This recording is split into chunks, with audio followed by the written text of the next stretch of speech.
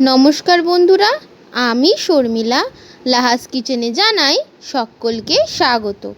আজকে আমি আপনাদের জন্য নিয়ে এসেছি ইলিশ মাছ ও বেগুন দিয়ে তেল ঝালের একটি দারুণ রেসিপি। এই ইলিশ মাছের তেল ঝাল রেসিপিটা কিন্তু বাঙালিদের খুব এবং অত্যন্ত জনপ্রিয় রান্না।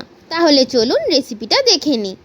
প্রথমে আমি ইলিশ মাছ পরিষ্কার করে ধুয়ে নিয়েছি। এরপর 1 চামচ নুন, 1 চামচ হলুদ গুঁড়ো এবং 1/2 চামচ সর্ষের তেল দিয়ে খুব ভালো করে মাছটা আমি মেখে নেব বা ম্যারিনেট করে নেব। এরপর আমি বেগুন লম্বা লম্বা করে কেটে নেব ঝোলের জন্য। কড়াইতে সর্ষের তেল গরম বসিয়ে দেব।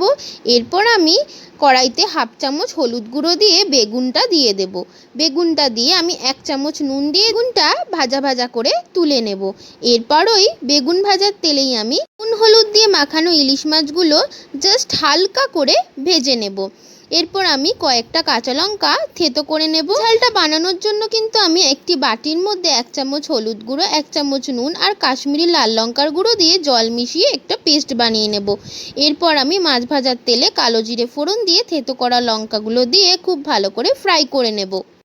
এরপর আমি ওই লঙ্কা ভাজার তেলে আগে থেকে জল দিয়ে গুলিয়ে যে পেস্টটা করে রেখেছিলাম সেইটা দিয়ে খুব ভালো করে ফুটিয়ে নেব।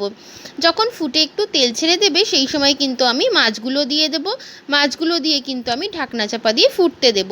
ঢাকনা খুলে কিন্তু আমি যে বেগুনগুলো ভেজে রেখেছিলাম সেই বেগুনগুলো দিয়েও আরেকবার ফুটিয়ে নেব এবং সেই সময় কিন্তু আমি আরেকবার ঢাকনা চাপা দিয়ে স্টিম হতে দিয়ে দেব, যাতে মাছ ও বেগুন খুব ভালোভাবে সেদ্ধ হয়ে যায়। এরপর ঢাকনা খুলে একবার চেক করে নেব যে আমার মাছের ঝোলটা কমপ্লিট হয়ে গেছে কিনা। ব্যাস, একদম কিন্তু রেডি আমাদের আজকের রেসিপি ইলিশ মাছের বেগুন দিয়ে তেল ঝাল। আজকের এই রেসিপিটা কিন্তু বানানো ভীষণ সহজ, আর বাঙালিদের কিন্তু সবথেকে ফেভারিট হচ্ছে ইলিশ মাছের এই তেল ঝাল। তাই আপনারাও দেরি না করে চটজলদি বানিয়ে ফেলুন আজকের আমার এই রেসিপিটা।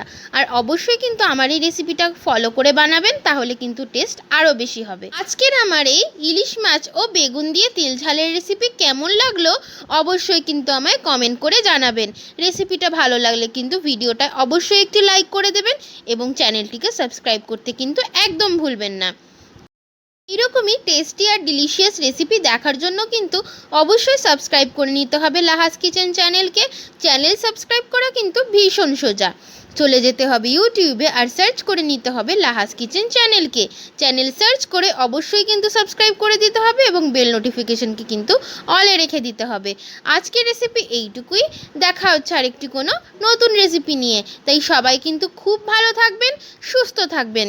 আর এই ভিডিও যে সকল বন্ধুরা আমার ইউটিউব থেকেই দেখছেন তারাও কিন্তু ভিডিওটা লাইক করে অবশ্যই আমার চ্যানেলটিকে সাবস্ক্রাইব করে দেবেন এবং ছোট্ট পরিবারের সদস্য হয়ে যাবেন।